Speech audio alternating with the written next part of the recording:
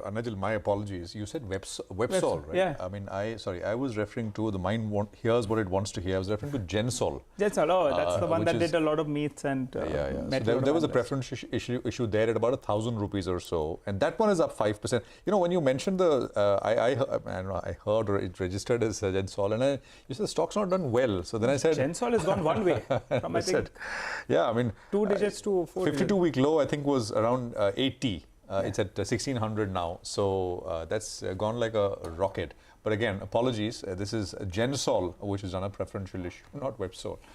All right. DLF is the next one that we're talking to. We had the management with us earlier on. You know, it sounded very, very confident, very optimistic about business prospects. Saying that they have a pipeline of 35 million square feet over the next few years, with sales potential of 47,000 crores. You know, their pre-sales guidance for FY23 stands at 8,000 crores, although they did kind of hint that they could do better. Listening to Ashok Tyagi, whole-time director of the company, to understand the outlook for the full year. Obviously, internally, we are trying to do better, but what we had guided the market also was that an annual bookings target of about 8,000 crores, which is 2,000 crores a quarter. So Q1, we definitely came in on.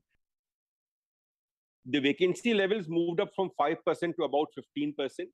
But the 85% people who were occupying, there was no rental disruption there at all, throughout even the worst days of the pandemic. The vacancy levels have begun reversing now. So I think from 15% vacancy level, we are now talking about 12% currently, and hoping to come back to that single-digit number by the end of the year. We expect a lot of interest from a lot of existing and potential players. So let's see. I mean, we'll obviously not be interested in doing something silly on the. It's not going to be an ego buy for us for sure. Just go to Ashoka Hotel. Before the next launch, we'll see the absorption pace of the current price points, and if we believe that there's a small proportion to hike it further, we'll definitely want to continue on that exercise. Well, before we get to talking about DLF, Prakash, I want to ask you a view on that one. Pull an intraday chart of the Nifty. You know, it's nearly 3 p.m. odd, so you're getting a bit of a move on that front. HDFC has moved lower. The Nifty Bank that was up 350 points, that's up only around 100 points odd. L&T has moved lower, and the IT pack as well, namely Infosys, has moved lower. So that's why, from trading well in the green, the Nifty has moved in the red. Fasten your seatbelts. Interesting 30 minutes coming up. We'll wait by it for that. But Prakash, what's your view on the real estate stocks and particularly DLF? So, let me get DLF out of the way before I talk on the sector. So I think it's a classic example of the big getting bigger and the stronger guys with stronger balance sheets raking in all the benefits. DLF has been a one-way move from those closer to 320 zones to almost now 380. Precisely because the PE re-rating is continually favoring them.